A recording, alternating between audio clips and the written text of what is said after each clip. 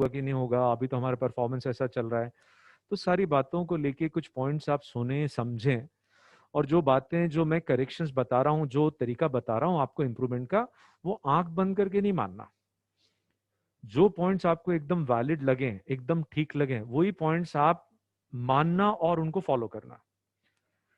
तो एक जो क्वेरी जनरल आ रही है, जब लाइव क्लास चलती है, मतलब फेस टू फेस अपन करते हैं, तो और ज्यादा प्रॉब्लम्स बच्चे शेयर करते हैं क्योंकि एक कनेक्शन अलग डेवलप हो जाता है।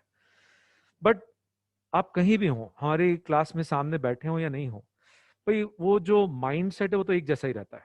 और अभी थोड़ी प्रॉब्लम्स और बढ़ गई हैं लॉकडाउन के कारण, सिचुएशन ऐसी है। तो एक प्रॉब्लम बच्चों को जो फेस करना पड़ती है वो ये कि सर हम बहुत अच्छी पढ़ाई कर रहे हैं, बहुत मन लगा के पढ़ाई कर रहे हैं, खूब अच्छा रिवीजन किया है, सारा काम ठीक से किया, तो भी सर रिजल्ट नहीं आ रहा, परफॉर्मेंस नहीं आ रहा। तो इसके कई कारण हैं, बट ये एक बड़ी कॉमन प्रॉब्लम है। जो सिंसियरली पढ़ाई कर रहे हैं बच्चों, उनकी एक प्रॉब्लम है। और एक कैटेगरी उन बच्चों की जो कि पढ़ने बैठ ही नहीं रहे, पढ़ते ही नहीं है, ये भी एक कैटेगरी है। वो भी चाहते हैं करना, वो भी अच्छा करना चाहते हैं, बट वो स्ट्रगल करते हैं, सर हम तो पढ़ ही नहीं पाते, दिन भर निकल जाता, हमारी पढ़ाई नहीं हो पाती है। पढ़ने बैठते हैं, एक तो पढ़ने बैठने का मन नहीं करता, बैठ जाते हैं पढ़ने तो पूरे फोकस के साथ, पूरे फोकस के साथ पढ़ाई नहीं होती है। मतलब थोड़ी देर बाद सैचुरेशन आ जाता है, दिमाग में कुछ जाता ही नहीं है, ऐसा लगता है कि टाइम पूरा वेस्ट हो रहा है, और दिन भर निकल जाता है, 4 पेजेस भी कवर नहीं होते हैं। और फिर जो सिंसियरली पढ़ने बैठते भी हैं, उनकी भी प्रॉब्लम है। वो कहते हैं सर बहुत सिंसियरली पढ़ा है, याद ही नहीं रहता, आज याद है 2 दिन बाद भूल गए, या आज याद है महीने भर बाद भूल गए। सिंसियर बच्चों की प्रॉब्लम जो पढ़ाई कर रहे हैं, आज सर इस टॉपिक के क्वेश्चंस बन रहे हैं, लेकिन 2 महीने बाद ये टेस्ट हुआ, 2 महीने पहले तो बन रहे थे जब ये टॉपिक पढ़ रहे थे, आज इलेक्ट्रोस्टैटिक के क्वेश्चन नहीं बन रहे, फॉर्मूले भूल गए। तो एकदम से सडन शॉक आता है, कॉन्फिडेंस डाउन होता है कि जब वो टॉपिक पढ़ रहे थे तो क्वेश्चंस बन रहे थे, तो उस टॉपिक में कॉन्फिडेंस गेन किया। 2 महीने बाद, अब वो 2 ही महीने हुए, हमको तो एग्जाम साल भर बाद देना है, तो हमारा क्या होगा? और हम 2 महीने पहले पढ़ा हुआ टॉपिक भूल गए, तो 11th में जो पढ़ा था तो वो कैसे रिटेन करेंगे? तो सारी चीजें इकट्ठी होने लग जाती है। तो बेटा, इसमें जो मैं आपको गाइडेंस दे रहा हूँ ये आपकी बहुत मदद करने वाला है। पता नहीं कितने बच्चों को 20 साल से मैं पढ़ा रहा हूँ, और इफेक्टिवली ये गाइडेंस मैंने देना चालू किया है लास्ट 17 ईयर्स से। 3 साल और मुझे लगे, 3 साल पढ़ाने के बाद मुझे समझ में आया कि सिर्फ पढ़ाने से, सिर्फ अच्छा पढ़ा देने से सक्सेस नहीं मिलती। उनको ये भी समझाना है कि कैसे उनको उनकी तैयारी करना है, हमें हमारा पार्ट प्ले करने के बाद उनको उनका पार्ट प्ले करने में मदद करना है। बच्चे कैसे पढ़ेंगे? तो एक पॉइंट तो ये समझो बेटा कि जो लक्ष्य आपने डिसाइड किया है डॉक्टर बनने का, वो लक्ष्य बहुत ऊंचा लक्ष्य है। It is a wonderful profession, one of the best professions right now. हाँ, आज की सिचुएशन जरूर ऐसी हो गई कि डॉक्टर्स को समाज में उतना अच्छे से लोग नहीं ट्रीट करते हैं जितना कि किया जाना चाहिए, जितना कि पहले करते थे। पहले लोग डॉक्टर को भगवान मानते थे। आजकल बहुत सारी घटनाएं ऐसी होती हैं कि डॉक्टर्स के साथ बहुत दुर्व्यवहार करते लोग, मारपीट भी कर लेते हैं। ये पार्ट क्यों है ये भी समझना है, बट इसको हटा दें, ये क्यों है भी समझाऊंगा। और आपको अपने इस प्रोफेशन को, ये जो नीचे की तरफ जा रहा है, बचाना है। ये जो न्यू जनरेशन है ना, ये प्रोफाइल चेंज करेगी इस प्रोफेशन का। इतना शानदार प्रोफेशन है। I know few doctors who maintain BMW, Mercedes Benz, मतलब इतनी लैविश लाइफ जीते हैं, लेकिन कोई गलत काम नहीं कर रहे हो। मतलब वो गलत प्रिस्क्रिप्शन नहीं लिखेंगे, गलत टेस्ट एडवाइस नहीं करेंगे, गलत तरीके से उसको हॉस्पिटल में एडमिट करने की सलाह नहीं देंगे। तो रॉन्ग मीन से अर्न नहीं कर रहे हैं, डंके की चोट पे वो फीस ज्यादा लेंगे। भाई, एक ही पर्टिकुलर स्ट्रीम का डॉक्टर कोई 100 रुपए चार्ज करता है, कोई 500 रुपए चार्ज करता है, कोई 1000 रुपए चार्ज करता है, कोई 5000 रुपए।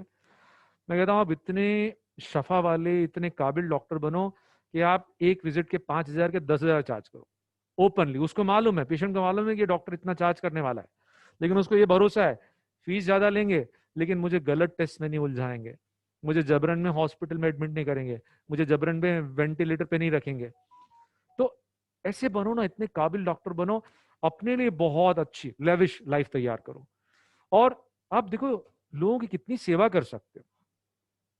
जो बीमारी से परेशान है उसको क्योर करो, इतना अच्छा लगता है किसी की मदद करके, और उसमें आप ऑन भी कर रहे हो। कितना प्लस प्लस वाला काम है कि आप लोगों की मदद कर रहे हो और you are getting rewarded also. और फिर ऐसा भी कर सकते हो कि जो समाज का बिल्कुल कमजोर तबका है, बहुत आर्थिक रूप से पिछड़ा हुआ तबका है, वो रियली सफरिंग पीपल, उनको आप फ्री में एक दिन या महीने में एक दिन या जब भी आपके सामने कोई ऐसा केस आया उसको फ्री में आप ट्रीटमेंट करें।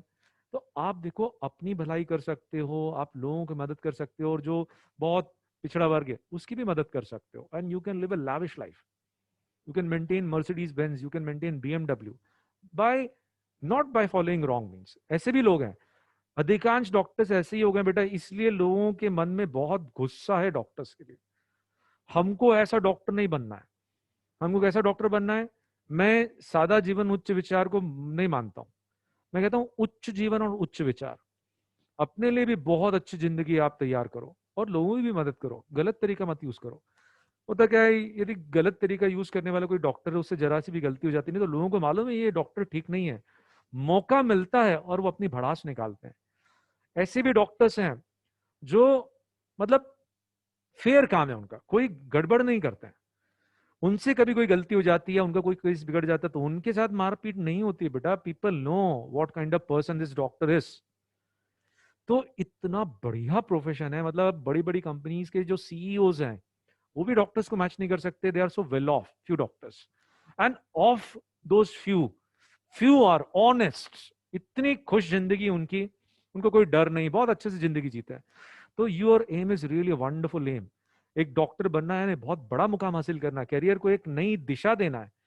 तो बेटा कोई भी बड़ा मुकाम जो है, बड़ा लक्ष्य जो है, वो आसान नहीं होता है।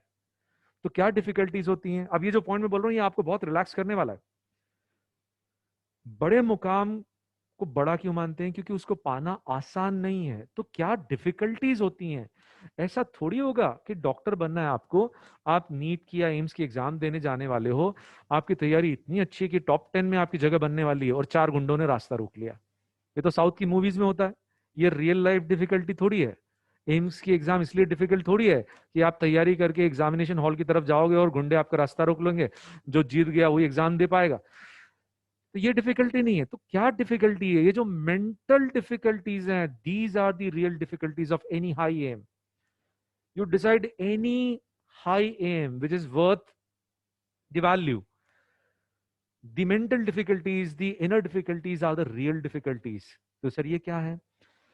भाई पढ़ने का मन नहीं करता, कोई बाहर वाला रोकता है आपको? कोई बाहर वाला रोकता है क्या? पढ़ने बैठ गए और फुल फोकस के साथ पढ़ नहीं पाते हैं।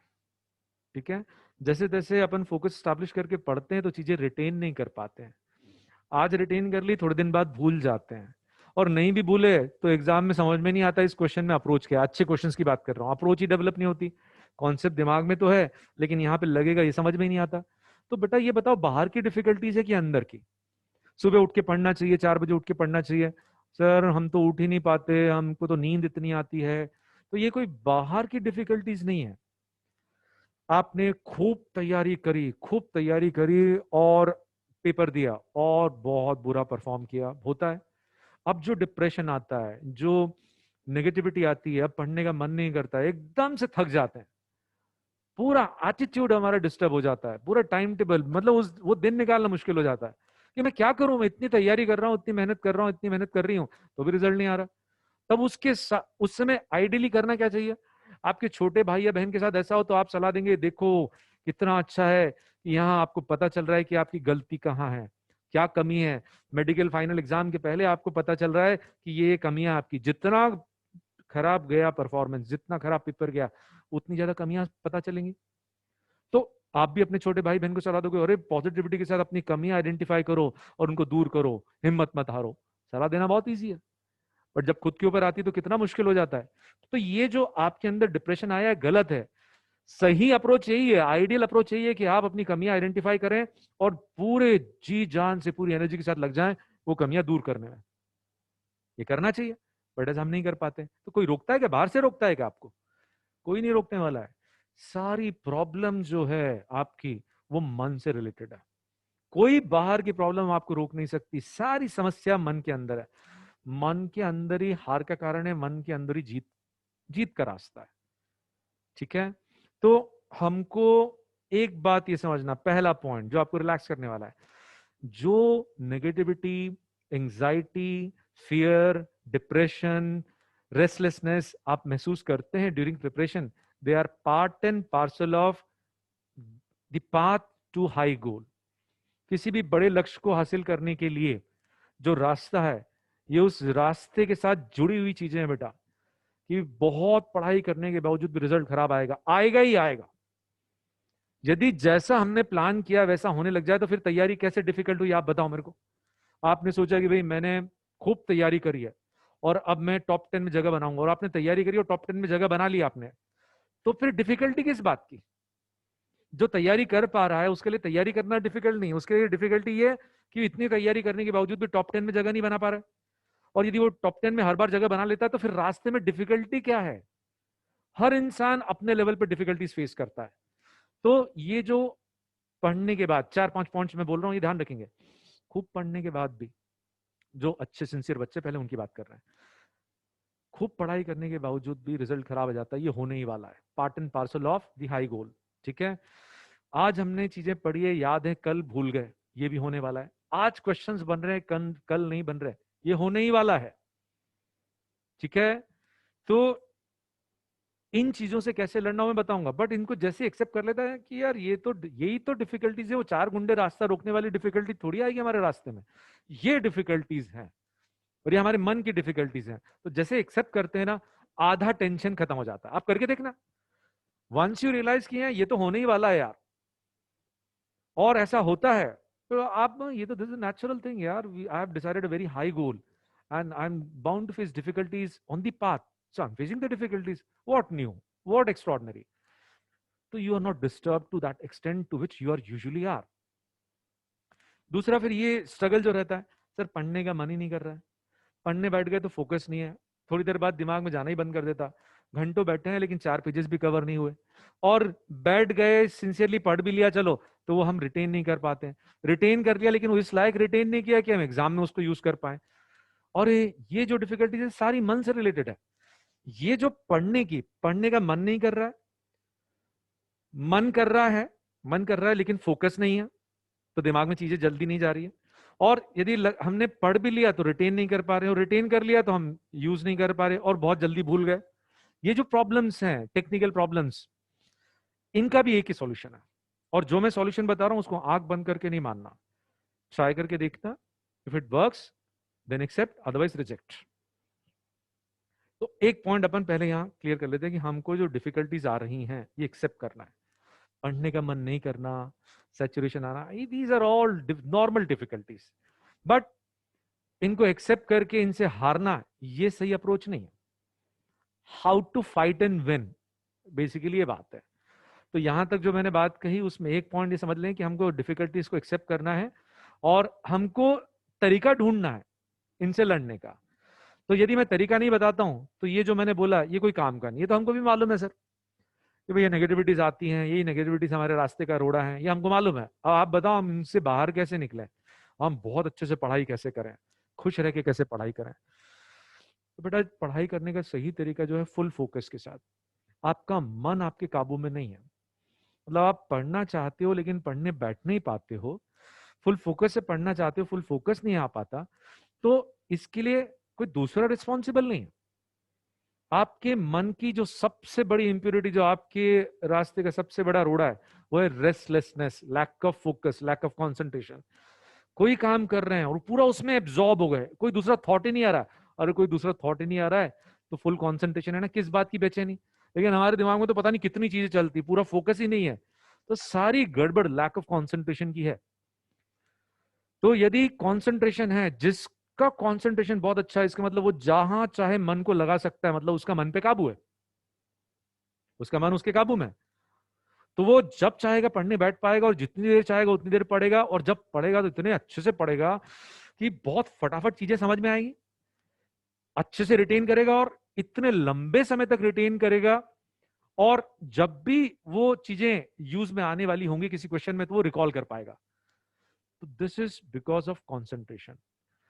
तो आपको अपने दिमाग का सबसे पहले कंसंट्रेशन बढ़ाना है, मतलब जहां चाहो वहां मन लगे, उस पर काबू हासिल करना है। अभी आपका मन आपको कंट्रोल करता है। जैसे आपने डिसाइड किया, एक एग्जाम्पल, कि भैया मैं 4 घंटे के लिए इंस्टाग्राम, व्हाट्सएप या फेसबुक नहीं देखूंगा और मैं सिर्फ पढ़ाई करूंगा, तो हम नहीं कर पाते हैं, हम नहीं कर पाते हैं।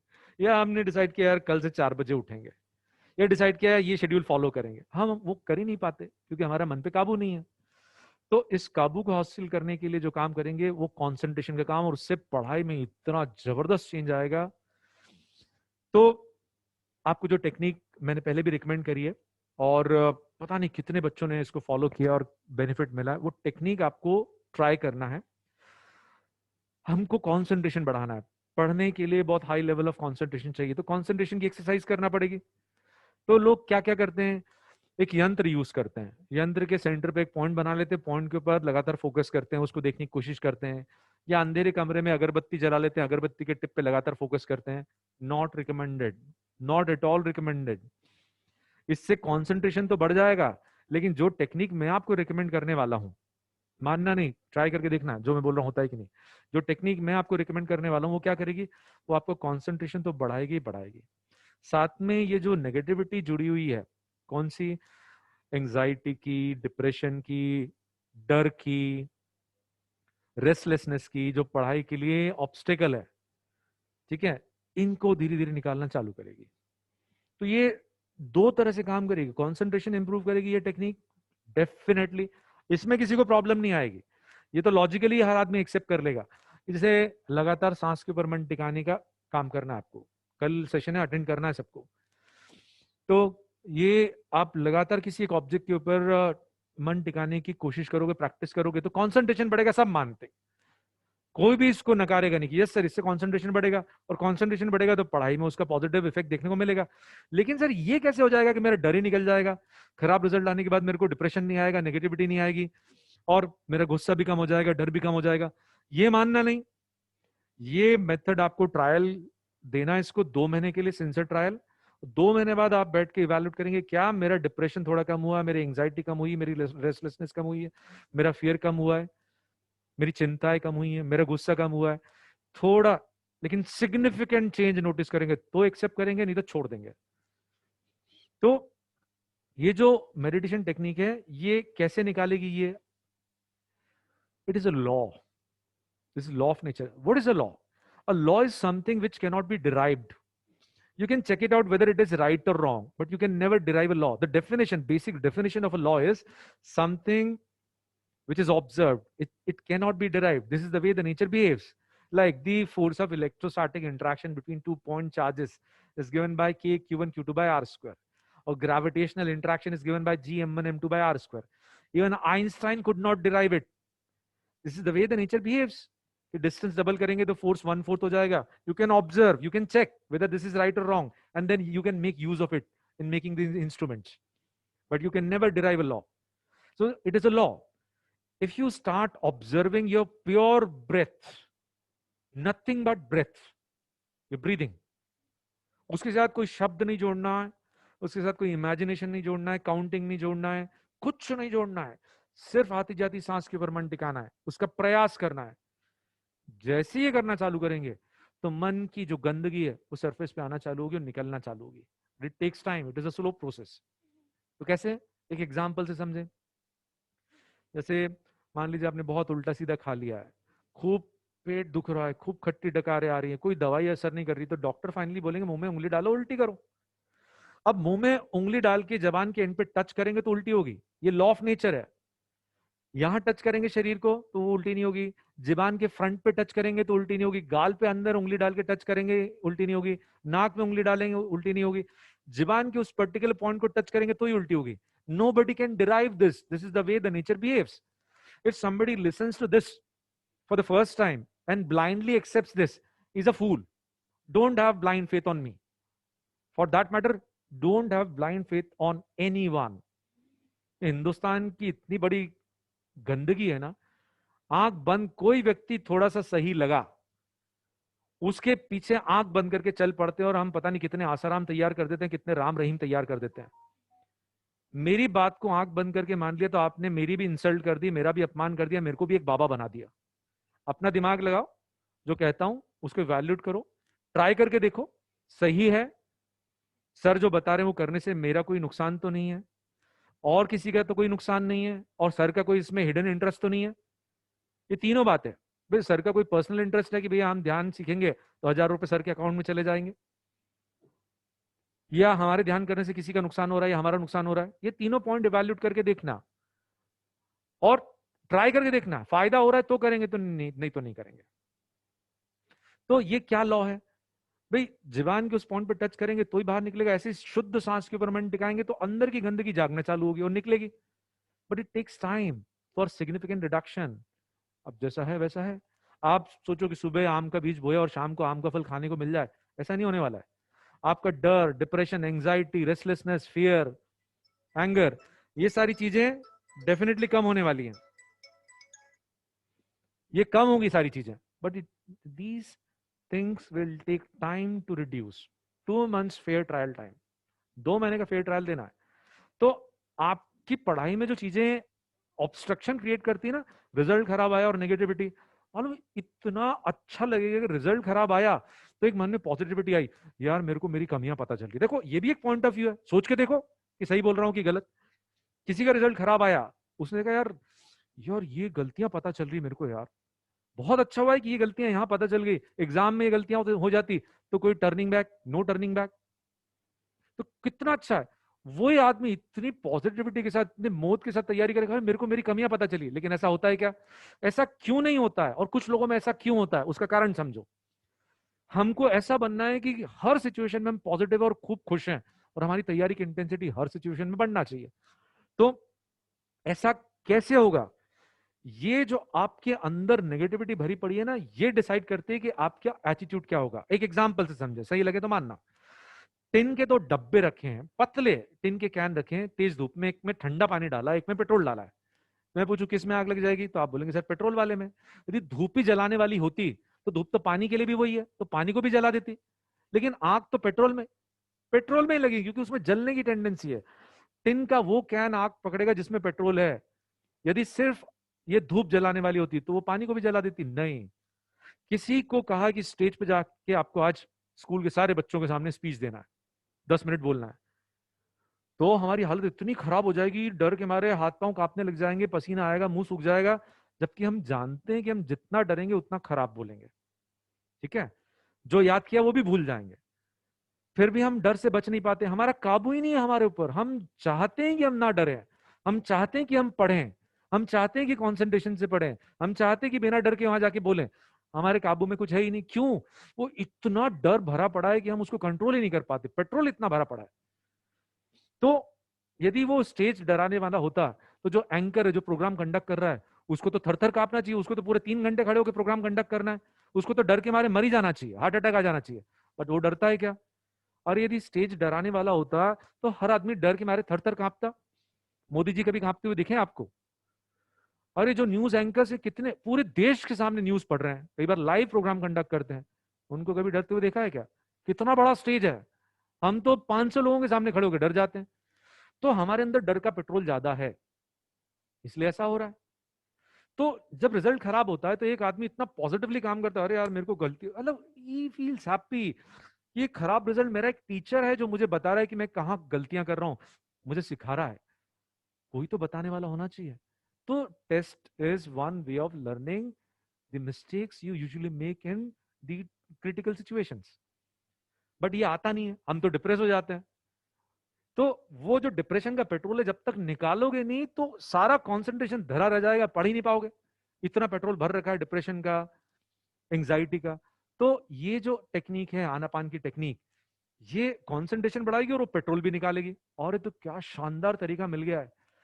अभी ये जितने सुन रहे हैं, 150+ स्टूडेंट सुन रहे हैं, मैं मानता हूं 150 में से 150+ सबके मन में एक बहुत पॉजिटिव फीलिंग आएगी कि ये सीखते हैं और बहुत अच्छी चीज है। लेकिन सीखने के बाद करना इतना मुश्किल है, ये इतना मुश्किल है। Nothing great comes easy, something which takes out fear from your heart, anxiety, depression, negativity, ill will, this is a wonderful thing. कितने बड़े रिजल्ट्स हैं, और कंसंट्रेशन बढ़ेगा। This meditation will give you wonderful concentration, wonderful memory, good IQ, good analysis power, good understanding power, quick response time. All these wonderful benefits are accrued by anyone who gives a fair trial to this technique. But then why not all people are doing it? The technique is so simple but so difficult to follow. जब भी मुंह में उंगली डालेंगे तो उल्टी होगी तो अरे बाबा हम नहीं करेंगे, हमसे नहीं होगी. जैसे ये ध्यान चालू करोगे, so much of restlessness is going to be there. क्योंकि जैसे उंगली डालने से उल्टी करता शरीर, वैसे ही लॉ ऑफ नेचर है. जैसे ही शुद्ध सांस के ऊपर मन टिकाते हैं तो अंदर की नेगेटिविटी, सबसे पहले रेस्टलेसनेस, ध्यान करने का मन ही नहीं करेगा. इतनी बेचैनी आएगी तो आपको लगेगा कि मैं तो कर ही नहीं सकता. और जो बैठ गया, क्योंकि रेस्टलेसनेस की इंप्योरिटी जागेगी जागेगी जागेगी, तो मन टिकेगा नहीं. खूब विचार आएंगे, रिजल्ट, आगे की चिंता, पुराने रिजल्ट, ये चैप्टर छूट गया, मेरा ये टॉपिक वीक है, मैं तो टॉप 20 में नहीं हूं, और 10 दूसरी बातें, पता नहीं कितनी बातें दिमाग में आएगी. हम तो मन को फोकस करने बैठे हैं और दिमाग में विचारों का भूचाल आ गया. वो जागी ना गंदगी. मन की गंदगी विचारों के रूप में जागती है, ये ध्यान रखना. डिप्रेशन मन में आता है विचारों के रूप में, सारे नेगेटिव थॉट्स. तो जैसे ही ध्यान चालू करेंगे सारी नेगेटिविटी जागेगी. कितनी अच्छी टेक्निक है कि उल्टी कर रहा दिमाग, बट हमसे नहीं होगा सर, हमसे नहीं करते बंदा, हमारा मन नहीं टिकता. अरे तुम्हारा मन नहीं टिक रहा है, तुम्हारा कॉन्सेंट्रेशन वीक है, इसलिए तुम ये प्रैक्टिस कर रहे हो. और वो पता चल रहा है कि मन नहीं टिक रहा और छोड़ के भाग रहे हो, तो कैसे इंप्रूव होगा? It's so very difficult to follow this technique regularly and diligently. I earnestly request you to give it a fair trial for 2 months. Let whatever happen. You will sit morning 10 minutes, evening 10 minutes, and 2 to 3 minutes just before you start studying. पढ़ने बैठे हैं उसके 2-3 minute, उसके पहले 2-3 minute ये ध्यान करो. ध्यान मत बोलो उसको. ध्यान से है ना, हम अध्यात्म से जुड़ने लग जाते हैं, भगवान से. अरे ये कोई उम्र है ध्यान करने की? अरे ये उम्र है कैरियर बनाने की. और कैरियर बनेगा अच्छे कंसंट्रेशन से. तुम्हारा जो काम है उसमें तुम्हारा मन ही नहीं लग रहा, कोई काम कर लो तुम. विराट कोहली भाई, वो बैटिंग करने जा रहा है और उसका फोकस नहीं है बॉल के ऊपर, उसका कंसंट्रेशन नहीं है, तो बताओ अच्छी बैटिंग कर पाएगा क्या? भाई कोई काम करना है आपको, कोडिंग कर रहे हो आप, सॉफ्टवेयर प्रोग्रामर हो, any job you want to do it successfully, extraordinarily, to create a difference, to establish your own identity, you need to have wonderful concentration. People who lack concentration, they are worth nothing. So आपको इसको एक fair trial देना है. जितनी भी मुश्किल आए सुबह शाम बैठना है, लेकिन कुछ पॉइंट्स और ध्यान रखना है. ये जो टेक्निक है ये इतने बढ़िया बेनिफिट्स देती है, लेकिन सबको नहीं देती. I have experience of thousands of students. अपन एक 100 के स्केल पे बात करें, 100 स्टूडेंट्स को जैसे मैंने ध्यान कराया, there are 50 who go through wonderful transformation. 50% students, they go through wonderful transformation, their lives are changed. जो रिमेनिंग 50 उसमें से 25 को ठीक ठाक चेंज मिलेगा, और 25 ऐसे रहेंगे जिनको कोई चेंज मिलेगा ही नहीं.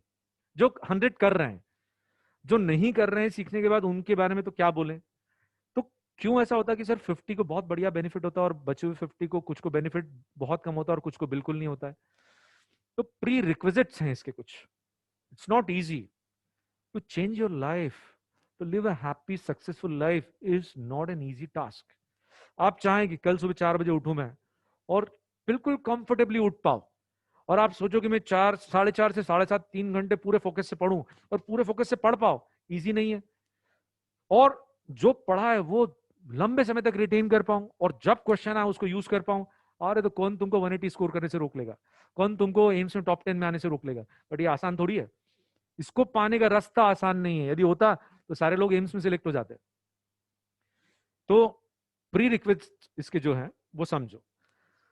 5 शीलों का पालन करना पड़ेगा, 5 रूल्स फॉलो करने पड़ेंगे, नहीं तो ये ध्यान प्रैक्टिस करने के बावजूद भी कोई बेनिफिट देने वाला नहीं है. कल सीखोगे, 5 से 6 का सेशन है, मैं चाहता हूं कि सभी सीख लें. और अभी ये जो 5 से 6 का प्रोग्राम है, अभी हम लोग ऐसे कोर्स हॉल में कंडक्ट नहीं कर सकते, अदरवाइज 6 घंटे का कोर्स कंडक्ट करते हैं और वहां रियल लर्निंग होती है. बट अभी ऐसा नहीं कर सकते, तो we are conducting online courses of duration 1 hour. 1 hour में आपको हम बेसिक टेक्निक सिखा देते हैं. क्रैश कोर्स टाइप है. रियल कोर्स तो हम, जब आप क्लास ज्वाइन करोगे ना, आपको जैसे ही क्लास ज्वाइन करोगे 1 महीने के अंदर अंदर एक कोर्स कराएंगे, तब जो बेनिफिट्स मिलेंगे उसका कोई कंपैरिजन नहीं. लेकिन अभी जितना ले सकते बेनिफिट लेंगे. कल अटेंड करो आप, ठीक है, लेकिन उसको सुबह शाम प्रैक्टिस करना है. टेक्निक वही है, यदि ठीक से सीख लोगे तो वही बेनिफिट्स मिलने लग जाएंगे। लेकिन ये 5 रूल्स आपको फॉलो करना पड़ेंगे। सुने ध्यान से, जो इजी है लाइफ में फॉलो करने में। अब ये लॉ ऑफ नेचर है, you can not derive, you can check it out. For 2 months you give it a fair trial. If you go through any good transformation, you gain something good from this technique, you continue, otherwise you discard it. 5 बातें, उसमें से पहली बात easy है, हत्या नहीं करना। अब आप घर पे बैठे बैठे हंस रहे होंगे, अरे हम कहाँ किसी को मारने जाते हैं सर, आप बोल रहे हो हत्या नहीं करना। नहीं, हम किसी को मारने नहीं जाते, इंसान को मारने नहीं जाते, हम मच्छर मार देते हैं, मक्खी मार देते हैं, कीड़े मार देते हैं। नथिंग डूइंग, बिल्कुल बंद, नहीं करना है, नहीं तो ये साधना काम नहीं करती। अब this is the way the nature behaves, कोई गलत बात तो नहीं है भाई। तो मच्छर बार बार काट रहा है सर, पढ़ाई में डिस्टर्बेंस क्रिएट कर रहा है, उसको नहीं मारेंगे तो फिर कैसे पढ़ेंगे, ऑटोमॉस लगा लो भाई, जेट चला लो। Don't kill any living being, absolutely no killing. दूसरा, चोरी नहीं करेंगे। तो आप बोलेंगे सर हम कहाँ चोरी करने जाते हैं, हमको चोरी करने की क्या जरूरत है। कोई चीज जो हमको नहीं दी गई है वो हम नहीं लेंगे। कहीं कोई चीज पड़ी हुई भी मिल गई, बहुत पसंद है, बहुत बेशकीमती है, किसी को मालूम भी नहीं हम उठा रहे हैं, कोई नहीं भी देख रहा, नहीं देख रहा, नहीं देख रहा, हम नहीं लेंगे, नहीं लेना है। ये चीजें इतनी ज्यादा नेगेटिविटी क्रिएट कर देती हैं कि आप अपने मन को फिर पॉजिटिव कर ही नहीं सकते। Don't steel anything. कोई चीज पड़ी हुई मिली, अथॉरिटीज को जाके डिपॉजिट कर दो भाई, जिसकी है उसको आप लौटाओ, आपकी जिम्मेदारी। हमारा काम यहाँ खत्म हो गया। तीसरा, नशा पता नहीं करना है, कोई इंटॉक्सिकेंट कंज्यूम नहीं करना है। तो अभी तो लॉकडाउन है, सब घर में है, तो कोई इश्यू नहीं है, बाहर आएंगे, लोगों से मिलेंगे जुलेंगे। तो इंदौर में जो मैंने कुछ समय पहले नोटिस किया, पता चला 10th के बच्चों का एक ग्रुप एक आउटलेट में हार्ड ड्रिंक्स लेते हुए पकड़ा गया। एक बहुत रेनाउंड स्कूल का केस था, केस दबा दिया गया। तो थोड़ा पता किया तो पता चला कि drugs, even drugs are common, not very common, not every second person is involved in drugs, but there are few people who are into it. कोई भी इंटॉक्सिकेंट आपको कंज्यूम नहीं करता है, it's so detrimental for your brain. I know this by my own experience, I was into drugs for 10 long years and I paid so heavily for it. Like you people dream of AIIMS na, I dreamt of IIT Mumbai, and in 1992 I was the only student from whole of Indore who got selected in IIT, and I got admission in IIT Mumbai, my dream college. And in my first year, I got into drugs. For 10 long years, I was into drugs. And I had to quit IIT. I could not complete my BTech from IIT. In 1996, in my final year, graduation year, I had to quit. It's a long story. तो इसलिए नहीं कि आप addict हो जाओगे, once in a while लेने वाला भी, उसका ब्रेन का इंप्रूवमेंट नहीं हो सकता। जहां है वहां से थोड़ा थोड़ा थोड़ा करके नीचे आएगा। और एडिक्ट वही बन सकता है जिसने पहली बार चखा है, जिसने कभी चखा ही नहीं, उसके लिए नरक का दरवाजा बंद है। The person who is not taken the first drag is never going to be an addict. The person who started this journey by taking the first drag, he is liable, he is probable to become an addict. Sushant, he committed suicide or murder, whatever was he was into drugs, so he spoiled his life. There are so many cases. The latest जो आपके सामने रख रहा हूँ, और जो उसके आसपास ड्रग्स वाले हैं, ड्रगी से देखना, सब उलझने वाले हैं। तो वो कारण नहीं है कि हम सुशांत नहीं बनना चाहते, हम हमारे दिमाग के डेवलपमेंट को हैम्पर करेंगे, ठीक है। तो इससे बचना है, किसी भी तरह का इंटॉक्सिकेशन, सिगरेट, कोई चीज कंज्यूम नहीं करना है।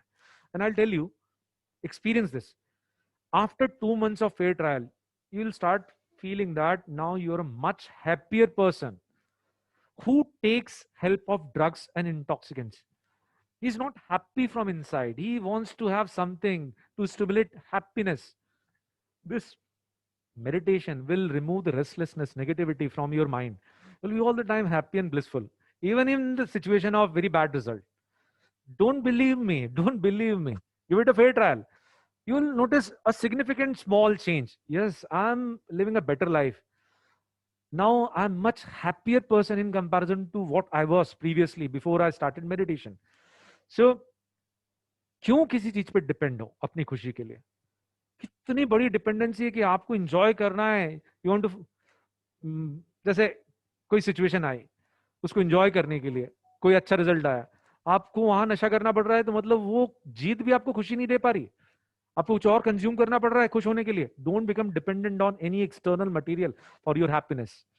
Don't start the journey, it becomes so dominant so fast. तो ये 3 पॉइंट्स जो कि इजी हैं रिलेटिवली. अब ये 2 पॉइंट्स बहुत डिफिकल्ट है. हत्या नहीं करना इजी है, चोरी नहीं करना इजी है, नशे से बचना फिर भी इजी है. अब ये 2 बहुत मुश्किल है. ब्रह्मचर्य का पालन करना. अब ये पुरानी पाली भाषा का शब्द है जो 2500 साल पहले हिंदुस्तान में यूज होती थी, हिंदी में भी कभी कभी यूज होता है. ब्रह्मचर्य की परिभाषा क्या है, डेफिनेशन क्या है? For we married people it says that our sexual contact should be only with our spouse, किसी और के साथ नहीं होना चाहिए. For bachelors there should not be any sexual contact with anybody, किसी के साथ नहीं होना चाहिए. But then students they have queries, they come to me. जब क्लासेस चलती हैं तो बहुत सारे बच्चे आते हैं, वो इंप्रूव करना चाहते हैं, अपनी लाइफ को इंप्रूव करना चाहते हैं. तो उनके मन में डाउट आता है, सर ठीक है किसी के साथ सेक्सुअल कॉन्टैक्ट नहीं, वो आगे बढ़ना चाहते हैं. तो उनके मन में डाउट रहता है कि सर सेल्फ सेक्स इसको ब्रीच माना गया है क्या, इसको ब्रह्मचर्य का टूटना माना गया है क्या? तो listen very carefully. The activity of self sex is not taken as breach of this precept, उसको टूटना नहीं माना गया है.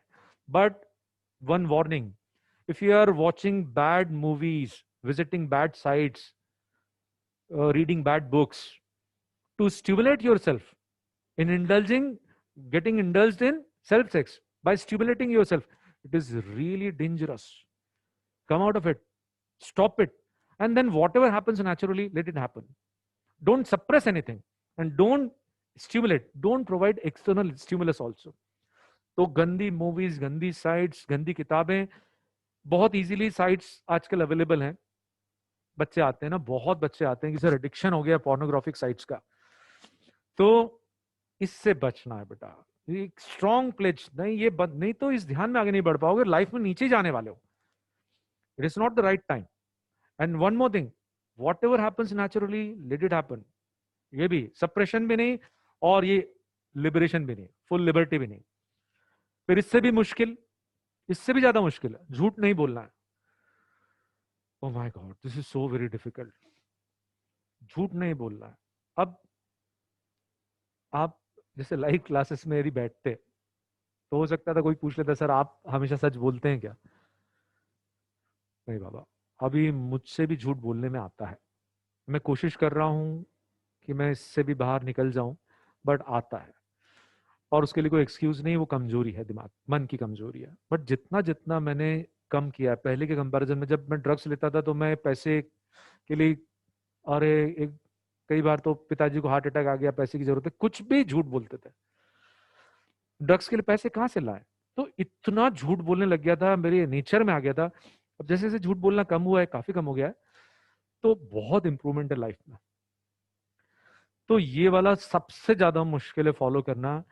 तो क्या करें, जितना अवॉइड कर सकते हैं करें, धीरे धीरे अपने आप को चेंज करें. तो ये टूट भी जाता है ना तो इसका इतना स्ट्रॉन्ग इंपैक्ट नहीं आता. 2 एब्सोल्यूट रखना है, नशा, लॉ ऑफ नेचर बता रहा हूं, नशा नहीं होना और ब्रह्मचर्य नहीं टूटना. ठीक है, मच्छर को मार दिया, धक जाएगा, चल जाएगा. कोई पेन पड़ा हुआ है, बहुत पार्कर का पेन है और आपने पार कर लिया, धक जाएगा, उसका भी इफेक्ट आएगा लेकिन इतना स्ट्रांग नहीं आएगा. लेकिन यदि आपने नशा कर लिया तो बेटा उसका बहुत गहरा असर होता है, और ब्रह्मचर्य का टूटना उसका बहुत गहरा असर होता है. झूठ बोल दिया, किसी बात को बढ़ा के बोल दिया, घटा के बोल दिया, इतना असर नहीं आता है, लेकिन असर आएगा. तो जितना इन चीजों से बचोगे उतना ज्यादा बेनिफिट मिलेगा और लाइफ में बहुत अच्छा चेंज आएगा. कोई संप्रदाय, कोई संप्रदाय नहीं कहेगा कि नहीं ये जो 5 बातें गलत है. मैं कहता हूं कि भाई नशा नहीं करना, कौन संप्रदाय बोलेगा कि नहीं जरूरी है, सुबह 2 पैक शाम को 2 पैक लगाना बहुत जरूरी है, नहीं तो ऊपर वाला नाराज हो जाएगा? अरे कौन संप्रदाय बोलेगा? तो ये जो बातें, इनमें कोई डाउट नहीं है, कोई संप्रदाय इसके अगेंस्ट बात नहीं करेगा. ठीक है, तो हमको इनको पालन करने के जितना हम प्रयास कर सकते हैं करेंगे, नहीं तो ध्यान का फायदा नहीं मिलेगा. और फिर एक बात अपनी तरफ से ऐड कर रहा हूं जो मैंने अपनी लाइफ में एक्सपीरियंस किया, ये भी बात अपने दिमाग से सोच के मानना, नहीं तो नहीं. जैसे law of nature is so open and so simple, it is open to all, there are no secrets about it. आपने आम का बीज बोया है तो उसमें से जाम नहीं उगने वाला है, जामुन नहीं उगने वाले हैं, उसमें से अंगूर नहीं उगने वाले हैं. आपने गेहूं का दाना बोया तो गेहूं उगेगा, चावल बोया तो चावल उगेगा, और भर भर के. दाना एक डाला है और वापस बहुत सारे दाने मिलते हैं। क्या मिराकुलस बात है यार, क्या पृथ्वी के अंदर गेहूं के दानों की फैक्ट्री है कि हम एक दाना डालते हैं और पता नहीं कितने दाने वापस आ जाते हैं। If something is miraculous, this is what is miraculous. And this is the law which is prevailing everywhere. आप कभी किसी का दिल दुखाते हो, कोई गलत काम करते हो जिससे किसी का दिल दुखता है, गलत काम करते हो किसी का दिल दुखता है, तो आपके साथ ऐसी सिचुएशन बार बार आने वाली है, बहुत परेशान रहने वाले हो। ठीक है, तो ये कितना सिंपल लॉ है। खुद ही दिमाग लगाना, मेरी बात आंख बंद करके नहीं मानना। You decide whether what ever is being said is right और रॉन्ग। गेहूं का एक दाना बोया, 100 दाने वापस मिले। तुम किसी का गलत तरीके से दिल दुखाते हो गलत काम करके, तो बेटा बार बार ऐसा होने वाला है कि तुम्हारा दिल दुखने वाला है। You're going to face failures. I've come across so many students who are so deserving, but their attitude towards people, their parents was not good. They were hurting, very frequently hurting others. Even if something very slightest of the thing has happened against their wishes, they'll explode, they'll hurt others. Those people, even though they had the caliber, IQ, and they deserved to be there in AIMS or IITs, they could not clear. So I was wondering what happened. It is the law of nature. Lottery खरीदते हैं सब लोग, एक की lottery लगती है, तो बताओ क्यों? There has to be some reason, there has to be some reason. इतनी सारी फैक्ट्रियां हैं, किसी एक की फैक्ट्री में आग लग जाती है, समझ में नहीं आता व्हाट गवर्न्स दिस, क्यों होता है किसी के साथ। If you feel like it is happening randomly, तो काय प्रिपेयर करते हो, तुम एम्स की तैयारी क्यों करते हो? रैंडमली हो जाएगा सिलेक्शन। तो बेटा उसके पीछे एक बहुत बड़ा कारण है कि आपने यदि कुछ ऐसा किया है तो वो लौट के आने वाला है। तो कम से कम अब से तो आप ऐसी गलतियां करना बंद कर दो। पास में जो किया है वो तो आपको, उसकी फसल तो आपको काटना पड़ेगी, बट अब कम से कम गलत काम करना बंद कर दो। खास करके पेरेंट्स के साथ बहुत इंपॉर्टेंट है ये बात। If you hurt your parents, you are not going to be happy throughout your life. सफलता मिलना मुश्किल हो जाएगी और सफलता मिलने के बावजूद भी तकलीफ ही तकलीफ रहेगी। ये समझे, बहुत जरूरी है। Don't hurt your parents. तो इसमें कई बार बच्चे आते हैं पेरेंट्स के साथ, जैसे बहुत खराब बिहेव करने के बाद एक बच्चा आया, कहता सर उन्होंने तो ऐसी गलत बात कर दी, आप बताओ ये गलत बात करी कि नहीं? मैंने बोला हाँ उन्होंने गलत बात करी। तो बोले मेरे को बहुत गुस्सा आया, फिर मैंने ऐसा बोला वैसा बोला। तो जस्टिफाई कर रहा था। मैंने बोला सबके लिए कह रहा हूं मैं, बहुत ध्यान से सुनना, ये नींद का बीज बोना बंद कर दो, पेरेंट्स को हर्ट करना बंद कर दो, कि तुम्हारी लाइफ में चेंज आता है कि नहीं आना, खुद नोटिस करना सर सही बोल रहे हैं कि गलत बोल रहे हैं। एक कॉन्सेप्ट सुनो ध्यान से, ऑनेस्टी की डेफिनेशन। एक व्यक्ति जिसको जिंदगी भर रिश्वत का ऑफर मिला ही नहीं, उसको अपन ऑनेस्ट बोल सकते हैं क्या? नहीं हो सकता। उसको रिश्वत का ऑफर मिले तो वो ले ले, ऑनेस्ट जरूरी नहीं है। एक व्यक्ति जिसको रिश्वत का ऑफर मिला है और वो रिफ्यूज कर देता है, तो भी ये नहीं कह सकते कि 100% ऑनेस्ट है, उसको जरूरत ही नहीं होगी। एक व्यक्ति जिसको पैसे की सख्त जरूरत है, जिंदगी और मौत का सवाल है, उसकी बिटिया का इलाज कराना, नहीं तो मर जाएगी, ऑपरेशन के पैसे भरना है, और उसको रिश्वत का ऑफर मिलता है, वो कहता है मेरी बिटिया का इलाज मैं रिश्वत के पैसे से नहीं कराऊंगा, वो मरती मर जाए, गलत तरीके से नहीं कराऊंगा। ये रियल ऑनेस्टी है, ये रियल ऑनेस्टी है। आपके माँ बाप सही बात करते हैं, एकदम जस्टिफाइबल बात करते हैं, लॉजिकली अपील करने वाली बात जो आपके मन को अच्छी लगती है और आप उनका रिस्पेक्ट करते हैं, ये तो कंडीशनल बनिए वाला रिस्पेक्ट हो गया, इस हाथ दे इस हाथ ले। रियल रिस्पेक्ट क्या है? एकदम गलत बात करी उन्होंने, सच में गलत बात करी, ह्यूमन बीइंग से गलत बात कर सकते हैं। उन्होंने ऐसी गलत बात कर दी जिससे आपको बहुत क्रोध आया, लेकिन फिर भी आपने संयम रखा, उनके खिलाफ आप शब्द यूज नहीं किए। Let your anger settle down, come to logic, then try to talk to them coolly and calmly. उनको एक्सेप्ट मत करो, गलत बात कभी एक्सेप्ट नहीं करना, उनको समझाओ, बट उनको हर्ट मत करो। Why hurt? वही काम आप अच्छे से कर सकते हो। जैसे किसी एक होटल में अपन जाते हैं, तो वेटर से बोलते हैं वेटर एक गिलास पानी लेके आ, भैया एक गिलास पानी पिला दीजिए, पर तरीका वही है। तो आपका तरीका सही रखना है। तो उनकी बात गलत होने के बावजूद भी, एकदम एब्सोल्युटली रॉन्ग होने के बावजूद भी, उनका रिस्पेक्ट मेंटेन करके फिर अपनी बात रखते हो कि नहीं आप गलत हो मम्मी, आप गलत हो पापा, तो ये रियल रिस्पेक्ट है। तो आप देखेंगे लाइफ में चेंज आ रहा है। और मैं गलत बोल रहा हूं तो रिजेक्ट कर दो। आपको लगता है कि नहीं मम्मी पापा को 2 बार सुबह 2 अपशब्द बोलना, 2 बार शाम को अपशब्द बोलना, इसके बिना लाइफ में आगे नहीं बढ़ सकते, डू इट। मैंने अपनी लाइफ में एक्सपीरियंस किया और बहुत सारे लोगों की लाइफ में क्या एक्सपीरियंस किया, आम का बीज बोया तो आम का फल खाने को मिलेगा। ये एक्सपीरियंस क्या है? इसमें कोई एग्जैजरेशन है क्या? इसमें कोई चमत्कार वाली बात है क्या? यदि किसी को लगता है कि यार सर ये क्या बोल रहे हैं यार, हम माँ बाप का दिल नहीं दुखाएंगे तो हमारे साथ अच्छा होगा, करके देखो, करके देखो ऐसा होता है क्या। But give it some time. ऐसा मत करना कि आज हमने मम्मी पापा का दिल नहीं दुखाया और कल हमारे साथ अच्छा हो जाए। Give it some time. एक किस्सा बताता हूँ, एक किस्से से समझो। मैं बच्चों को समझाता हूँ गलत का गलत फल आएगा, अच्छे का अच्छा फल आएगा, ये ध्यान रखना। तो वो बच्चा, एक पुरानी बात है, आया मेरे पास। आसाराम उस समय गिरफ्तार नहीं हुए थे। तो वो बच्चा मेरे को आके बोला, सर ये तो इतने बुरे इंसान है, महिलाओं के साथ ऐसा करते हैं और गुंडागर्दी करते हैं, मतलब बहुत बुरे इंसान है, बहुत बुरे इंसान है। लेकिन आप तो बोलते हो बुरे इंसान को बुरा फल मिलता है, और तो देखो ये राजाओं की जिंदगी जीते हैं।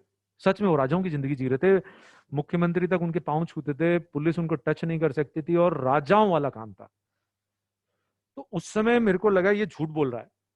मैंने उसको नहीं बोला, मेरे को लगा यार इतने बड़े संत हैं पूरे, इतने सारे भक्त हैं, ऐसी कोई गलत काम करते होंगे तो कैसे छुप सकता है वो? तो जरूर कोई पर्सनल एंगल होगा, कोई पर्सनल खुन्नस होगी जिसके कारण ये ऐसी ऐसी बातें कर रहा है। तो मैंने उसको निगेट नहीं किया। मैंने कहा कि देखो भाई, वो गलत कर भी रहे हैं तो लॉ ऑफ नेचर समझो, तुम्हारे आंखों के सामने। तुमने आज आम का फल बोया है और शाम को तुम बोलो आम का फल खाने को मिल जाए, इट टेक्स टाइम। तो उन्होंने कोई अच्छा काम किया है तो उनकी लाइफ में अच्छा समय आया, लेकिन आज तो वो नीम का बीज बो रहे हैं, उनको आगे चल के नीम का फल खाने को मिलेगा। मतलब मैं तो इतना ही कह सकता हूँ, मेरे को फेथ है। बोलो सर बात तो आप ठीक बोल रहे हो, लेकिन ये जो हो रहा है वो मैं एक्सेप्ट नहीं कर पा रहा हूँ। उसको ये विश्वास ही नहीं हो रहा था कि वो जो बुरा काम कर रहे हैं उसका फल उनको भुगतना पड़ेगा। उनको लग रहा था कि नहीं, ये थ्योरी कहीं ना कहीं डाउटफुल है। फिर वो समय आया जब उनकी गिरफ्तारी हुई और अभी हालत खराब है, तो वो बच्चा मिला और मुझे याद आ गया कि ये बात हुई थी। तो मैंने उसको बताया, देख उन्होंने कोई लाइफ में अच्छा काम किया होगा।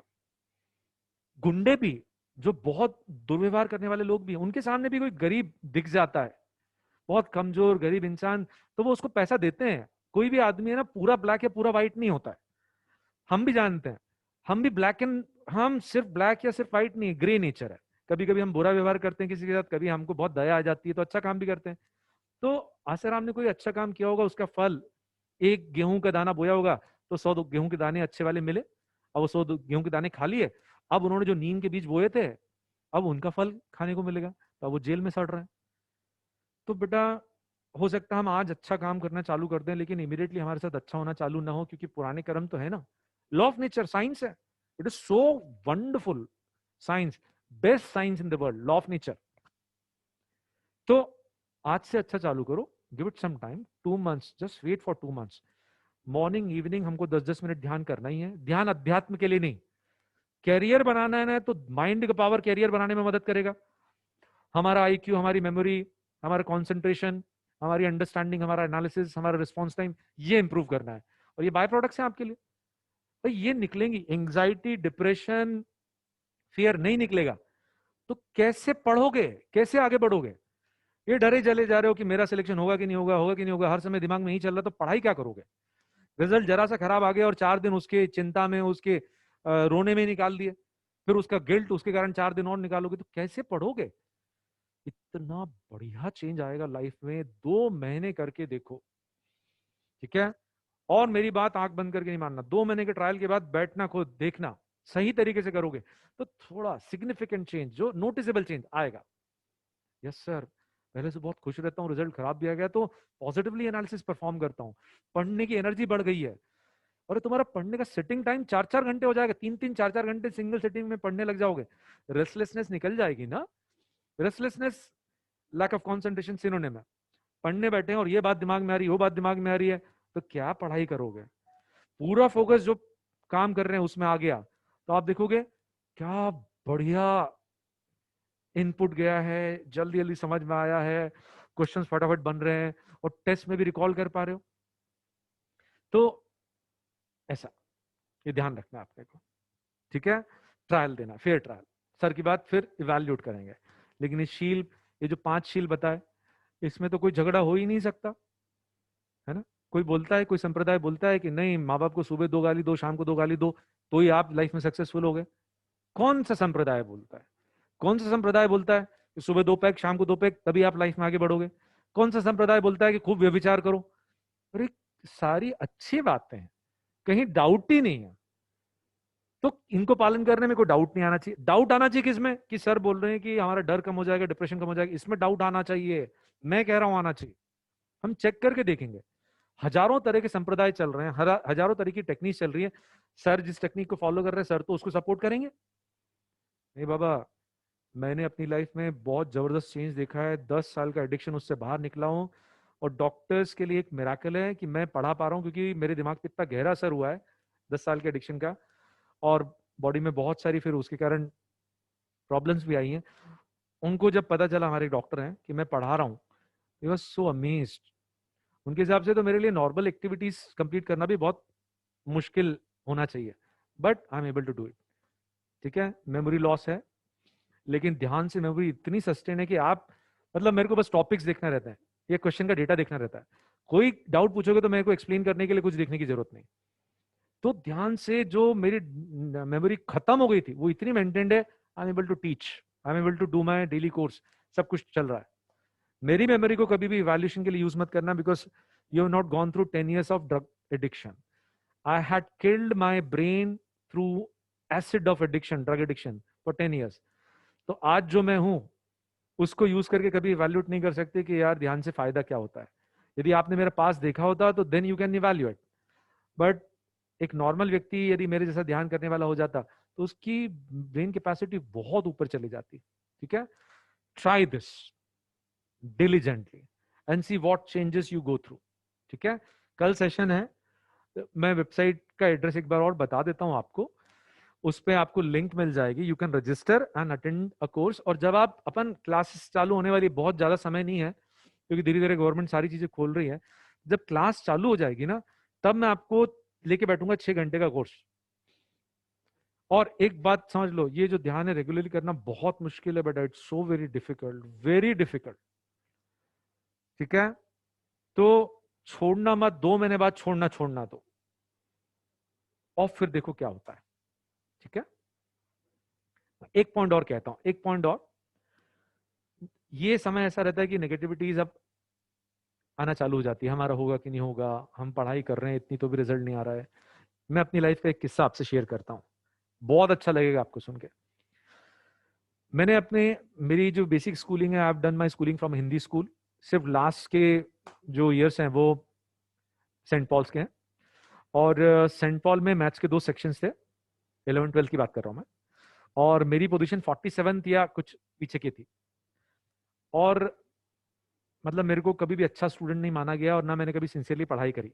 8th के बाद, 8th तक तो मैं अपने स्कूल का टॉपर था। उसके बाद कुछ घटना ऐसी घटी कि पढ़ाई से मेरा मन हट गया था। तो बस चल रही थी गाड़ी, बिग बैक बेंचर जैसा ट्रीट करते थे मेरे को, और मैं था भी।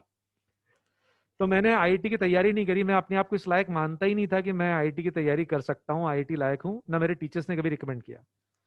तो सेंट पॉल उस समय इंदौर का बेस्ट स्कूल हुआ करता था। जो भी आईआईटी में सिलेक्शन होते थे वहीं से होते थे, इक्का दुक्का, कभी रियरली कोई बाहर से हो गया तो हो गया। तो हमारे स्कूल के जो टॉपर्स थे वही आईआईटीएन बनते थे। मैंने तो आईआईटी की तैयारी भी नहीं करी, मैं तो पीईटी दी, और जीएसआईटीएस में मेरे को एडमिशन मिल गया।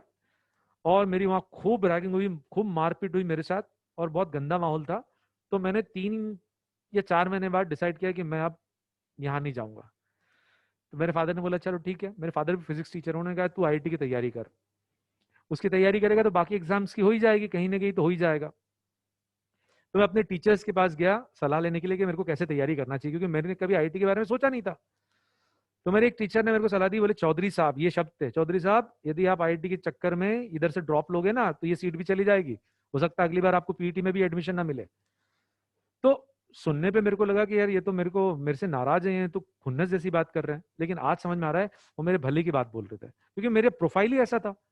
अरे तुम्हारी 47 पोजीशन है आईआईटी में, यहाँ सेंट पॉल के टॉपर्स में 1 या 2 इंदौर से होते थे, और तुम तो टॉपर में भी नहीं हो। और उस साल ऐसा हुआ 91 में, जब मैंने 12th क्लियर करी, तो हमारे सेंट पॉल से एक भी बच्चे का आईआईटी में नहीं हुआ। मैंने तो दी ही नहीं थी, जो टॉपर्स हैं उनका भी नहीं हुआ। वो पूरे ग्रुप ने ड्रॉप लिया, उन्होंने ड्रॉप इमीडिएटली ले लिया, मैंने 4 महीने बाद लिया। और मेरे टीचर्स ने मेरे को निगेट किया कि नहीं नहीं करना चाहिए, बोले आपके लिए यही अच्छा है। और मैंने तो फिर तैयारी, मैं डर गया था। मैं कोई मोटिवेटेड नहीं था, मैं रिपेल्ड था जीएसआईटी से। तो मैंने तैयारी चालू करी, बहुत अच्छे से करी, और 1 महीने बाद पहला टेस्ट दिया अग्रवाल का, पोस्टल कोर्स था। तो मेरे मार्क्स से 0-3-0। केमिस्ट्री में तो 0 थे, केमिस्ट्री मेरी बहुत खराब है। मैथ्स और फिजिक्स दोनों में से एक में 0, एक में 3 थे। वो रात मेरे लिए बहुत टफ थी जब रिजल्ट मेरे पास आया। यार मेरा क्या होगा, मैं यहां तो जा नहीं सकता और आईआईटी में ये हालत हो रही मेरी।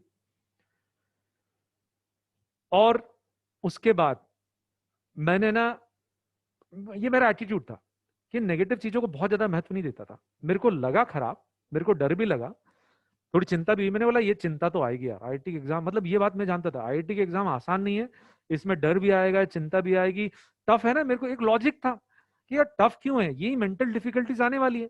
कोई वो साउथ की मूवी वाला केस थोड़ी है कि मेरी तैयारी कंप्लीट है, 4 गुंडों ने रास्ता रोक लिया। तो ये नहीं होने वाला, यही मेरे को फेस करना है, यही मैं इनसे हारूंगा नहीं।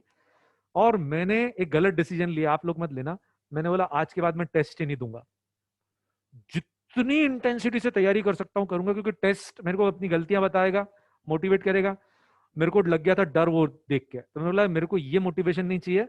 अब मैं सेल्फ मोटिवेटेड होके बचे हुए 4 या 6 महीने लग जाऊंगा मैं, जितनी मैं तैयारी कर सकता हूं करूंगा, और मैं ना क्वेश्चन सॉल्व कर करके अपनी कमियां आइडेंटिफाई करूंगा। ठीक है, पेपर का पेपर दूंगा, लेकिन आंसर शीट वहां नहीं भेजूंगा, मैं खुद ही देख लूंगा। और 1992 का डेटा सर्च करना पूरे इंदौर से, I was the only student who was selected in IIT. और एमपी गवर्नमेंट उस समय आईआईटी में जो सिलेक्ट होते थे उनको विवेक वीर पुरस्कार पुरस्कार देती थी, तो मुझे अटल बिहारी वाजपेयी जी ने दिया था, पूरे इंदौर से। तो देखो 47 पोजीशन या उसके भी पीछे की पोजीशन थी, कोई सोच नहीं सकता था हो सकता है। तो वहां से ये जर्नी जो मैंने तय करी, कैसे तय करी, नेगेटिव चीजें आ रही आने दो, एक्सेप्ट, ये तो होना ही है यार, डर तो लगेगा ही यार, रिजल्ट खराब आएगा ही, चीजें टफ लगेंगी, पढ़ने का मन नहीं करेगा, चीजें भूलूंगा, आज क्वेश्चन सब होने वाला है। मैं क्या कर सकता हूँ, या तो रो के तैयारी बंद कर दूं, कम कर दूं, या फिर अपनी तैयारी को और स्ट्रांग कर दूं। तो किससे मेरा रिजल्ट और बेहतर हो सकता है, किससे मेरी प्रोबेबिलिटी सिलेक्शन की ज्यादा हो जाएगी। ये जो मेरे से क्वेश्चंस नहीं बन रहे या जो मेरा रिजल्ट खराब आ रहा है, इसको लेके रोते बैठूं, इससे मेरा फायदा होगा कि मैं और अपनी तैयारी को और अच्छा करूं, और अपनी कमी आइडेंटिफाई करके दूर करने का प्रयास करूं। तो डर भी था, चिंताएं भी थी। ऐसा नहीं था कि मैं इतना स्ट्रांग था, कोई डर नहीं है, अपन तो स्टार्ट, सारी चीजें थी एक नॉर्मल स्टूडेंट की। कई बार रात को नींद में भी डिस्टर्ब रात को पड़ता था, सुबह 6 बजे करीबन सोता था, गलत है ये, बिल्कुल गलत है। तो कई बार 6 बजे सोए और लेटे, और 8-8 9 9 बजे तक सुबह नींद नहीं आ रही है, क्योंकि वो चल रहा है यार, कैसे होगा यार, ये तो हो नहीं रही। उसको भी माइंड नहीं किया, मतलब ये तो चलेगा, ये चल रहा है ना, मैं इसको रोक नहीं सकता, तो मैं इसकी तरफ ध्यान भी नहीं दूंगा। अपने आप चीजें सेटल हो गई। आप सर्च करना डेटा, गूगल पे सर्च कर सकते, 1992 आईआईटी क्लियरेंस फॉर इंदौर, तो आपको पता चलेगा। तो आप आज जहां भी हैं, आप 400 भी स्कोर नहीं कर पा रहे, 350 भी स्कोर नहीं कर पा रहे, हार्डली मैटर्स। क्या मैटर करता है कि जो गलतियां आप कर रहे हो वो आप उनको आप गुरु बना लो। ये गलती मुझे सिखा रही है, मुझे मेरी कमी बता रही है, मैं दूर करूंगा, पढ़ने में कमी आनी दूंगा। ये सारी चीजों से लड़ने के लिए मन की ताकत इकट्ठी करना है ना, वो पेट्रोल निकल जाएगा रेस्टलेसनेस का, वो भी काम साथ में कर रहे हो। अरे हमको तो किसी ने बताया ही नहीं था, तो पता नहीं क्या कर देते। आप करो बेटा, ठीक है ना, कभी नेगेटिविटी को डोमिनेट मत कर दो, आएगी, आएगी नेगेटिविटी। मेरे समझाने से ऐसा नहीं होगा कि अब नेगेटिविटी नहीं आएगी, अब पढ़ने का मन करता ही चले जाएगा, सब होने वाला है। बट अब हमको समझ में आ गया ये तो होना ही है, ये हमारे दुश्मन है। अब हमको हथियार डालना है कि हमको लड़ना है, और अपनी ताकत बढ़ाने के लिए सुबह शाम ध्यान करना है। See what happens. ठीक है,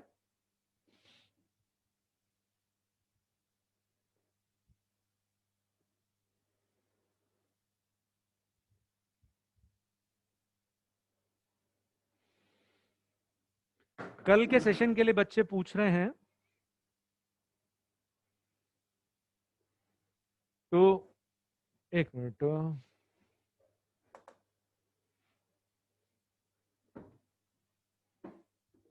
मैं आपको वेबसाइट बताता हूँ। इस वेबसाइट, ये तो आपने कल नोट कर लिया था, वेबसाइट जो है इस पे जाके आप सर्च करना, लिंक मिल जाएगी आपको बेटा।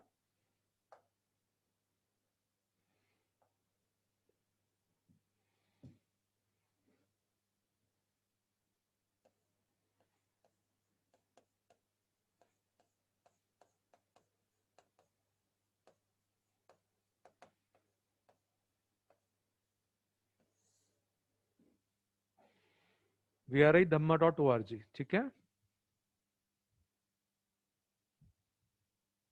एक मिनट, क्या लिखा है अच्छा इसके पहले ये,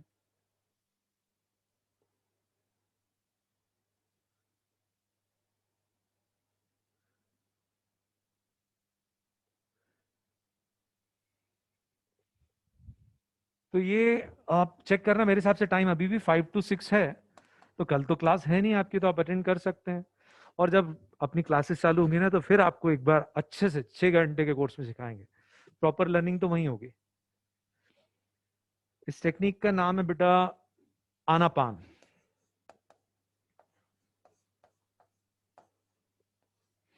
आनापान सती, आनापान बोलते हैं बेसिकली, ठीक है। चलो, कोई क्वेरीज है ना तो आप मेरे को व्हाट्सएप करना।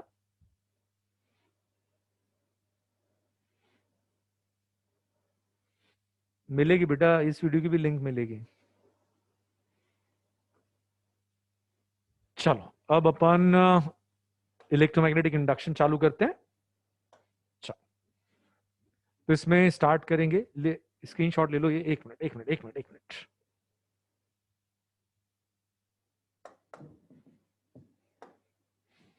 ले लो स्क्रीनशॉट ले लो।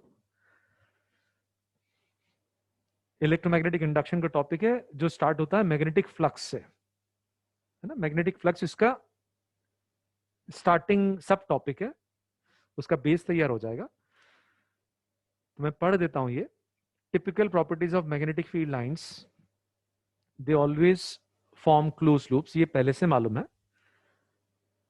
सेकंड जो है, force on magnetic monopole is along और opposite to magnetic field, but force on moving charge if non zero is always perpendicular to field line. ये समझाता हूं, ये तो समझाने की जरूरत ही नहीं है, ये समझा देता हूं मैं आपको, ठीक है।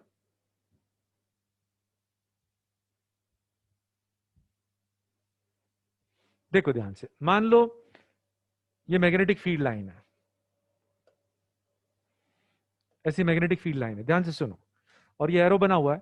तो यहां पर जो फील्ड का डायरेक्शन है that is along tangent, field इस डायरेक्शन में, magnetic field is along tangent. अब यहां यदि अपन आइसोलेटेड मैग्नेटिक पोल रखेंगे, नॉर्थ या साउथ, इमेजिनरी, आइसोलेटेड, इमेजिनरी, तो नॉर्थ जो है उसके ऊपर फोर्स फील्ड के अलोंग, नॉर्थ यानी पॉजिटिव चार्ज, फील्ड जिस डायरेक्शन में, फोर्स लगेगा उसी डायरेक्शन में, तो फोर्स ऑन नॉर्थ पोल इधर लगेगा।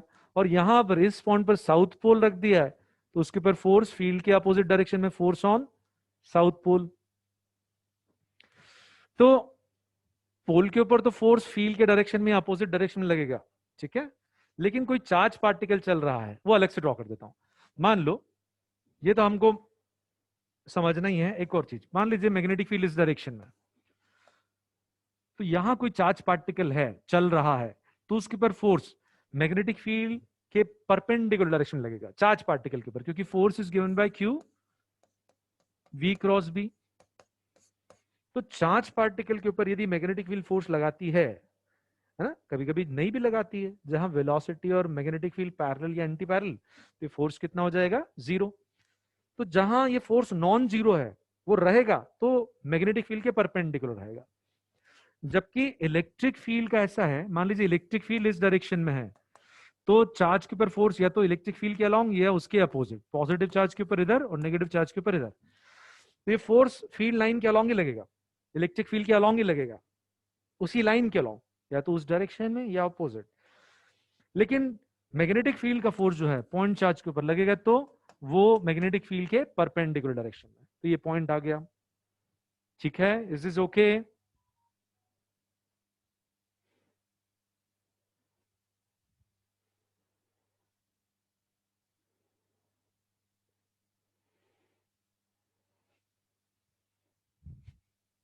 ठीक है। फिर नेक्स्ट जो शॉट है, screenshot, work done by field on monopole, ले लो स्क्रीनशॉट, मैं समझाऊंगा। Work done by field on monopole in closed loop may or may not be zero. Next है work done by field on moving charge is always zero. फिर Gauss law for magnetism is this. Screenshot ले लो, मैं सारे point समझाता हूँ। ये थोड़ा late समझाऊंगा लेकिन ये नोट्स में तो यही होना चाहिए, इसी पोजीशन पे होना चाहिए। तो ये वाला पॉइंट बहुत ध्यान से सुनेंगे, क्या कहता है ये वाला पॉइंट। मैग्नेटिक मोनोपोल के ऊपर मैग्नेटिक फील्ड का फोर्स जीरो हो भी सकता है, नहीं भी हो सकता है। ठीक है, सुनो ध्यान से। तो मान लो, बहुत ध्यान से सुनना है, एक स्ट्रेट वायर है और वो करंट बाहर की तरफ कैरी कर रहा है और उसकी फील्ड लाइन ये सर्कल, उसकी फील्ड लाइन सर्कुलर रहती है। तो कोई एक फील्ड लाइन मैंने ड्रॉ करी और फील्ड करंट बाहर की तरफ आ रहा है तो फील्ड ऐसी चलेगी। बहुत ध्यान से सुनना बेटा। यदि मैं एक मैग्नेटिक मोनोपोल नॉर्थ पोल को चलाते हैं, ठीक है ना, नॉर्थ पोल यानी positive charge, positive magnetic charge, उसको इस लूप, क्लोज लूप में चलाते हैं, तो मैं प्रूव करूंगा कि यदि उसको फील्ड लाइन के अलोंग एग्जैक्टली इस क्लोज लूप में चलाएंगे तो वर्क जीरो नहीं आएगा। ठीक है, यहां मैं क्या करता हूं, मुझे टोटल वर्क कैलकुलेट करना है तो हर छोटे से डिस्प्लेसमेंट के लिए वर्क निकालता हूं और ऐड करता हूं। यदि नॉर्थ पोल है तो पॉजिटिव चार्ज है तो फील्ड इस डायरेक्शन में है ना, देखो फील्ड इस डायरेक्शन में, टेंजेंशियल डायरेक्शन में, तो फोर्स भी इसी डायरेक्शन में। कहीं भी, कहीं भी उसको मूव करेंगे तो फील्ड और फोर्स दोनों सेम डायरेक्शन में, हर पॉइंट पे ये फोर्स। और अपन ऐसे ही मूव कर रहे हैं तो यहां छोटा सा डिस्प्लेसमेंट डीएल, ये छोटा सा डिस्प्लेसमेंट डीएल लिया, इसको अलग से ड्रॉ कर देता हूं।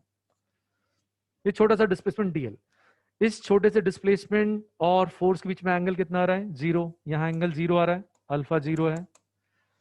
फिर इस कहीं भी एक छोटा सा डिस्प्लेसमेंट लो, ये छोटा सा डिस्प्लेसमेंट और ये फोर्स, हर जगह जो मैग्नेटिक फील्ड का फोर्स है नॉर्थ पोल के ऊपर, जो फोर्स है वो टेंजेंशियल डायरेक्शन में, फील्ड की डायरेक्शन में, और डिस्प्लेसमेंट भी टेंजेंशियल डायरेक्शन में। तो हर छोटे से डिस्प्लेसमेंट के लिए वर्क पॉजिटिव आएगा, क्योंकि फोर्स और डिस्प्लेसमेंट के बीच में जब भी एंगल जीरो होता है तो वर्क पॉजिटिव आता है। तो यहाँ हर छोटे से डिस्प्लेसमेंट के लिए वर्क पॉजिटिव, तो टोटल वर्क बताओ जीरो हो सकता है क्या? टोटल तब जीरो होता है जब कुछ टर्म्स पॉजिटिव है, कुछ टर्म्स नेगेटिव है, तो उनका सम जीरो आ जाएगा। सारे टर्म्स पॉजिटिव हैं तो सम जीरो नहीं आएगा। तो यहाँ पे हर छोटे से डिस्प्लेसमेंट के लिए वर्क निकालेंगे तो फोर्स और डिस्प्लेसमेंट के बीच में एंगल जीरो होने के कारण हर छोटे से डिस्प्लेसमेंट के लिए वर्क पॉजिटिव आएगा। तो वर्क भी, टोटल वर्क भी पॉजिटिव आएगा, मतलब ये जीरो नहीं आएगा। ये पहला केस, ठीक है। Is this okay? यहां पर ये वर्क जीरो नहीं होगा। अब सेकेंड केस, वो ध्यान से सुनना। मान लो एक सोलेनॉइड है, ये सोलेनॉइड, इसके अंदर यूनिफॉर्म फील्ड है, इसके अंदर फील्ड यूनिफॉर्म है।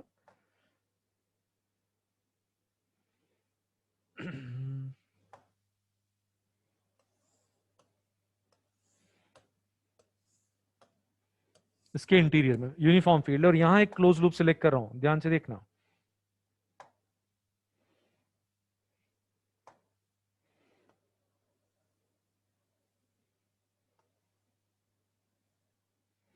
एक क्लोज लूप और एक नॉर्थ पोल को इसके अलोंग घुमाने वाला है ऐसे, ए बी सी डी, ठीक है, और फील्ड हर जगह सेम। इस क्लोज लूप में घुमा रहे हैं। आप मुझे बताओ बी से लेके सी तक वर्क कितना आएगा, क्योंकि डिस्प्लेसमेंट इधर है और फोर्स फील्ड की डायरेक्शन में। बी से लेके सी तक यदि नॉर्थ पोल को घुमाएंगे तो फील्ड जिधर है, फोर्स हर जगह उसी डायरेक्शन में लगेगा और डिस्प्लेसमेंट उसके परपेंडिकुलर। तो यहां बी से लेके सी तक बताओ फील्ड कितना वर्क करेगी, जल्दी बताओ। जीरो, शाबाश। ऐसी ये हटा दो, ये जीरो हो गया। डी से लेके ए तक डिस्प्लेसमेंट ऐसा है और फील्ड इधर है तो फोर्स इधर है, तो डी से लेके ए तक भी वर्क कितना आ जाएगा, जीरो, क्योंकि फोर्स और डिस्प्लेसमेंट म्यूचुअली परपेंडिकुलर है। अच्छा बताओ, ए से लेके बी तक, ध्यान से सुनो, ए से लेके बी तक डिस्प्लेसमेंट और फोर्स दोनों सेम डायरेक्शन में, ठीक है। यहां फोर्स तो फील्ड की डायरेक्शन में ही रहेगा, फोर्स जो है वो फील्ड की डायरेक्शन में रहेगा, इसको भी हटा देते हैं,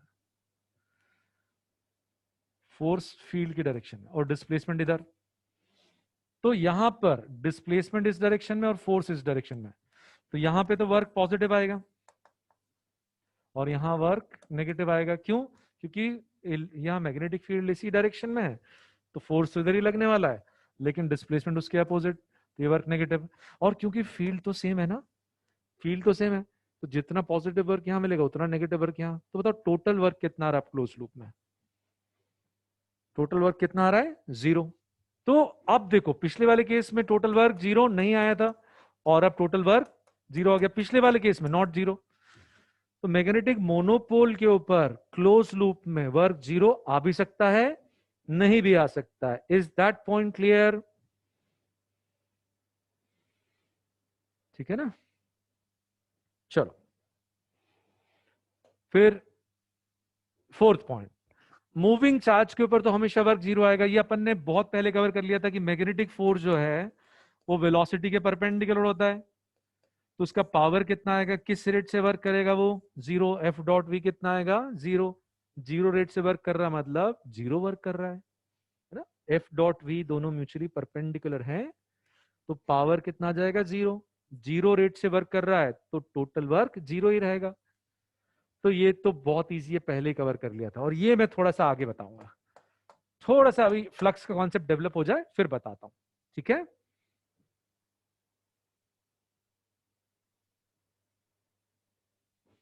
ठीक है, अभी अपन आ जाते हैं फ्लक्स कैलकुलेशन पे। तो सुन लो, फिर जो मैं बोलूंगा, जब बोलूंगा तब स्क्रीनशॉट लेना। फ्लक्स कैलकुलेशन तो जैसे अपन ने इलेक्ट्रोस्टैटिक में पढ़ा था, एग्जैक्टली वैसा है। Magnetic field at any point gives flux per unit area, it is equal to flux per unit area, but only when it is perpendicular to area. So magnetic field at any point is flux per unit area only for that area which is perpendicular to magnetic field. तो जो magnetic field area के perpendicular होती है, जो magnetic field area के perpendicular होती है, only that magnetic field is flux per unit area. तो यूनिट एरिया के लिए फ्लक्स इस मैग्नेटिक फील्ड के बराबर, जो कि परपेंडिकुलर है। तो बढ़िया तरीका ये है, जो मैग्नेटिक फील्ड एरिया के परपेंडिकुलर होती है, that magnetic field is flux per unit area. Unit area के थ्रू फ्लक्स इतनी है, तो एरिया ए के through B perpendicular into area. ये डेफिनेशन क्या कह रही है वो लिखा मैंने, सिर्फ ये समझाया।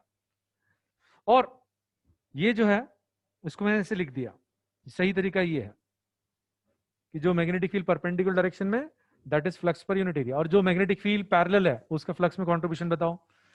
मान लीजिए एरिया है और मैग्नेटिक फील्ड का एक कंपोनेंट इसके पैरेलल है, तो इसके कारण कितनी लाइंस क्रॉस करेंगी? 0 लाइंस। तो इसका फ्लक्स से कोई लेना देना नहीं है, सिर्फ यही वाला कंपोनेंट फ्लक्स डिसाइड करेगा। And this last time, this perpendicular component is flux per unit area, this into area is total flux. और इसको लिखने का ये तरीका, मान लो आपको एरिया वेक्टर और मैग्नेटिक फील्ड दोनों के बीच का एंगल दिया है, तो जो B perpendicular to area that is B cos theta, जो इस एरिया के perpendicular component that is B cos theta, तो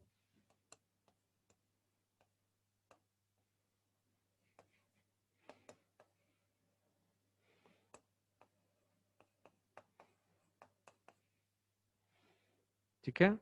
तो चाहो तो ये नोट कर लो, इच्छा है तो। और ये यूनिट मैग्नेटिक फ्लक्स की एसआई सिस्टम में यूनिट है वेबर, WB, और सीजीएस में है मैक्सवेल, MX। और ये भी याद रखना, 1 वेबर इज 10⁸ मैक्सवेल। अब आप चाहो तो नोट कर लो, ये कन्वर्जन भी आपको याद रखना है।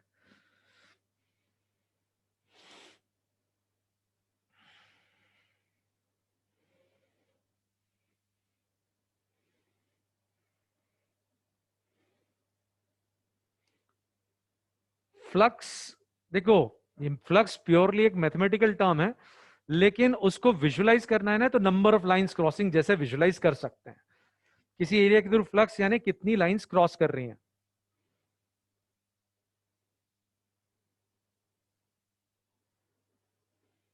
ठीक है, तो स्क्रीनशॉट ले लिया, आप समझो।